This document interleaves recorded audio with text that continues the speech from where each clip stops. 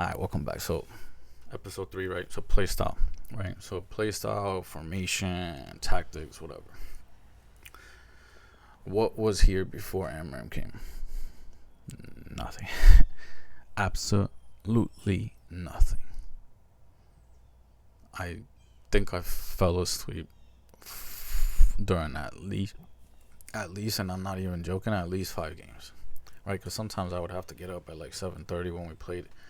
For me, you're gonna look at me and be like, 7:30? That's not that early. Like, are you serious? This is what my Fridays and Saturdays looked like when Eric Ten Hag was our manager. Go to work at 8 a.m. on a Friday. Leave at 4 or 5. Go bartend from 5 till 2 in the morning. Get home. Go to sleep. Wake up Saturday. Go to work at 8 a.m. And then do it all over. Like, work from 8 to 5. 6 to 3 a.m. And then Sunday I would still wake up to work Sunday. So that was my 3 days. So if I had to wake up on Sunday to watch us at 7:30 in the morning, if they couldn't keep my entertainment, I was falling asleep. But it wasn't just that I was tired. I would stay up to watch United even if I'm freaking about to die, I feel like. But not when we were playing like that. Not when the game was so boring. Not when we didn't have anything, not any type of vision. There was never anything. You would watch the team and players would get the ball and there was never a next pass. They didn't know which direction to go with their next pass right away. So the thing about tactics and how players actually have a play style and directions is that they can do more one touch passing. Like, they know what directions in the formation and the way that the tactics go that they're supposed to move, right? That's what tactics are. You're told by your manager how to play from the formation that he puts out and which ways to go about it, so that they at least have a clear way of playing, right? So what's going to speed up thoughts for players out on the field is already having one option, right? So growing up, when I was at one of the best teams I played for, but probably the best, I think our team could have destroyed most of even college teams at this point, and we were 17. But we had a clear vision of how to go forward one way, right? Actually, it was multiple ways, right? Because it was one technical way, but it had two options. So you had two options off the bat going forward, right? So at least the team knows, certain players would know when they're getting a ball, they don't even have to think really about what to do with the ball. There's already a direction. There was never any of that when I watched our games under Eric Ten Hag. There was so much just stoppage of the ball, players having to take 2, 3, 4 touches just to find an open player because they didn't know where to go with the ball. It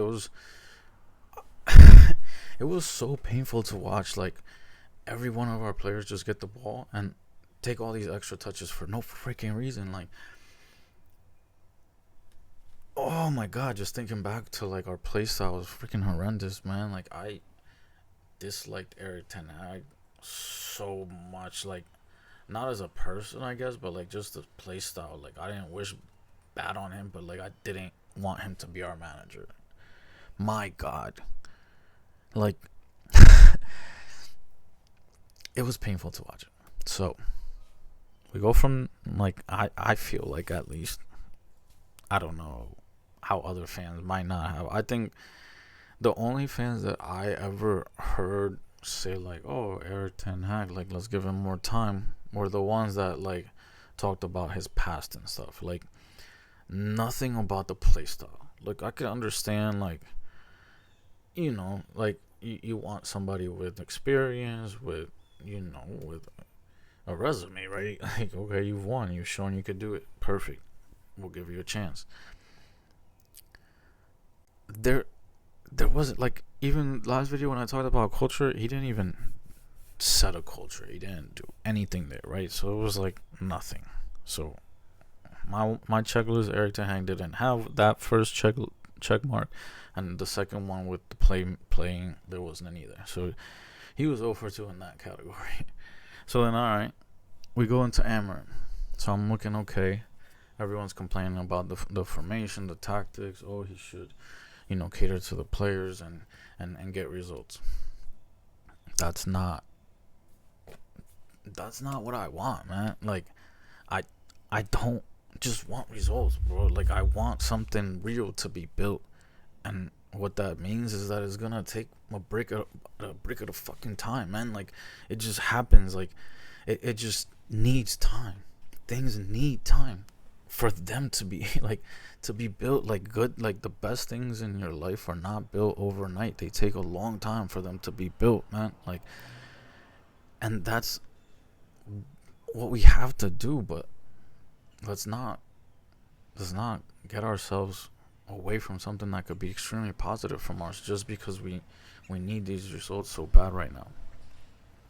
As a Man United fan, I understand that 19 other teams usually a season are coming after us, right? Because for 20 years we have made every single one of those teams our kids, right? Like we were their daddy, like, for so long that they resent us, right? Like, every single team dislikes us, so they love to see us lose. The media loves to see us lose because it's like littered with ex players from the EPL who had to go up against United who hated us for so long, right? So I get it. The media hates us. Everybody hates us. But us as fans can't let that guide us, or blind us, right? Because right now, at least, you have a manager who said, nah, I'm not going to do that. They're going to play my style. And then if I'm able to at least have some time and get the players I need for my system to be the best that it could be, that's what I want. I want to get the players that are going to fit my system the best, and we're going to play my system. Okay, so I said, hell yeah. I said, I like that. I said, I understand that. Like, I played footy at a solidly high level, to the point where, I could have played at least pro here, which is the US. So in reality, probably second division in England, right? So I at least played at a level and have some feeling of football that is a high enough level to talk about stuff like this. Like, in my opinion, right? It's just my opinion, but you need time as a team to gel, right? It's hard for most players to go from playing a certain way to changing. It's hard. You're used to, under Eric Ten Hag, for example, you're used to doing nothing. Now you have jobs to do. So you go from not thinking to having to think. So that automatically is a game changer. But apart from that, highest level of footy, you can't be focused on anything but the game, right? Like, you can't be in your head thinking about where should I be, right? Like, that's not thinking about the game, right? That's not looking at the ball and knowing, and not necessarily being like, wait, where did the coach tell me that I have to be right now, or what am I supposed to be doing right now? Like, you understand that in this part of the game, since you're in it and you know that you're in this third of the field, this is what you're supposed to be doing. That's already in your head. So now you're thinking, okay, where are the other players? Because now you can step in and win a ball or whatever, because now you know where everybody is, right? Like, there's no thinking about, or people being in wrong positions or nothing like that. So it takes some time. Now, the beautiful thing about preseason is that you don't, you practice the whole week. You practice for 2 straight weeks, and you hammer that stuff in, right? You sit there and you hammer, and then you go and you play a meaningless game, and then you go back and you hammer. Then you go and you play another meaningless game, and you hammer, and you do that for 4, 5, 6 games, And at least by the time that the season starts, the team has a slight understanding of what they're supposed to be doing and their system. And then you go out, you play the whole first year, and then you as a fan want, yes, to see some, obviously some results, but you want to see the improvement happen. What are, like, as fans, what are we mad about so far? Like, just the results. The results are the only thing that you can be mad at as a Manchester United fan right now, which I get it. Like, it sucks to have the media come down on you. It sucks to have finished 15 because people make fun of you. I get it. But the truth of the matter is the stuff that's being done is positive and it's good. And I don't get, like, how people don't see that. As for, like, the playing style is there. Like, there's a clear play style. If you don't see it, well, then, like, you might not see it because we haven't played it enough, okay? But I watched, like, sporting, a good amount of, like, sporting highlights at least, and I could see in all of them clear ideas, clear tactics. Then throughout the season, you started to see and get glimpses of it. So that's why I've backed Amorim, because I'm like, okay, he has a formation, and you can clearly see that at least there's a play style. Okay, cool. Can we improve as a team in understanding that and playing better as a team? So far, yeah. I mean, if you look at the first 2 games of the preseason, for example, those were the only 2 games so far since the end of last season where we've played how he is going to want to play going forward.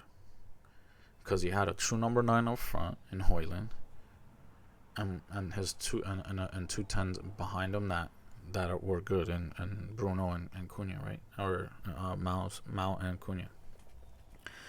And Bruno, and I think it was Bruno and Mount the second game, right? It was Bruno, Mount with with Højlund up front, right? The second game, whatever. But those 2 preseason games, you saw the clear, like, pass that he wants his center backs to do in certain situations. You saw the clear, like, switch of play that he wants from his wing backs and center midfielders. Like, there's play style, there's things there that are clear, that are what he wants. Okay, cool. So there's something there as a play style. Yeah, okay, perfect. So check. There's so far 2 checks. So let's see what if the third check is there, and what happens. Check the next video.